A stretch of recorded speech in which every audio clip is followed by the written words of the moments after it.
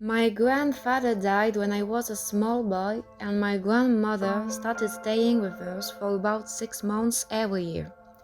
She lived in a room that doubled as my father's office, which we referred to as the back room.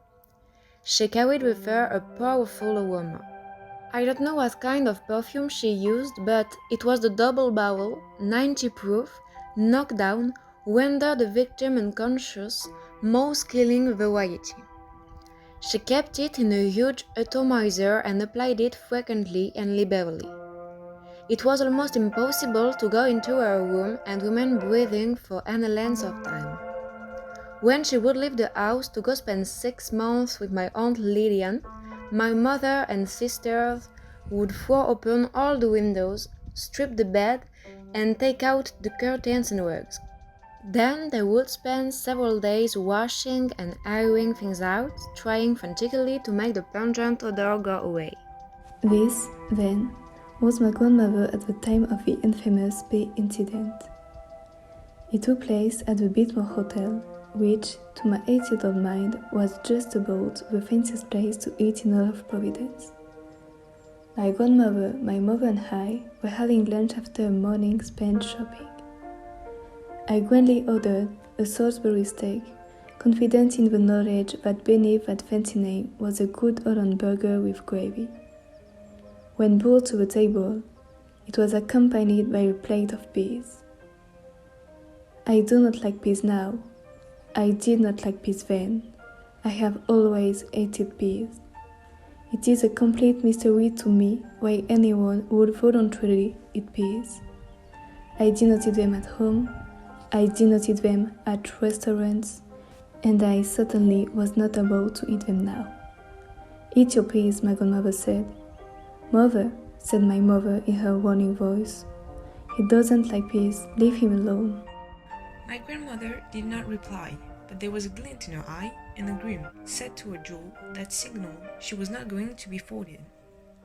She leaned in my direction, looked me in the eye, and uttered the fateful word that changed my life. I'll pay you $5 if you eat those peas. I had absolutely no idea of the impending doom that was heading my way like a giant wrecking ball. I only knew that $5 was an enormous, nearly unimaginable amount of money, and as awful as peas were, only one plate of them stood between me and the possession of that $5. I began to force the wretched things down my throat. My mother was livid. My grandmother had that self-satisfied look of someone who has thrown down an imbettable trump card. I can do what I want, Ellen, and you can't stop me. My mother glared at her mother. She glared at me. No one can glare like my mother. If there was a glaring Olympic, she would undoubtedly win the gold medal. I, of course, keep shoving peas down my throat. The glares made me nervous, and every single pea made me want to throw up. But the magical image of that $5 floated before me, and I finally gagged down every last one of them. My grandmother handed me the $5 with a flourish. My mother continued to glare in silence, and the episode ended. Or so I thought.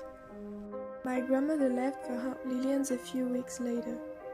That night, at dinner, my mother served 2 of my all-time favorite foods, meatloaf and mashed potatoes.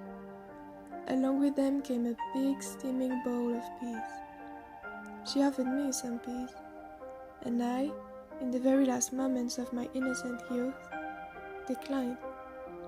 My mother fixed me with a cold eye as she heaped a huge pile of peas into my plate. Then came the words that were to haunt me for years. You ate them for money, she said. You can hate them for love. Oh, despair. Oh, devastation. Now, too late, came the dawning realization that I had unwittingly damned myself to a hell from which there was no escape. You ate them for money, you can hate them for love. What possible argument could I muster against that? There was none. Did I hate the peas? You bet I did. I ate them that day and every other time they were served thereafter. The $5 were quickly spent. My grandmother passed away a few years later, but the legacy of the peas lived on, as it lives on to this day. If I so much as curl my lip when they are served, because after all, I still hate the horrid little things, my mother repeats the dreaded words one more time. You ate them for money, she says. You can eat them for love.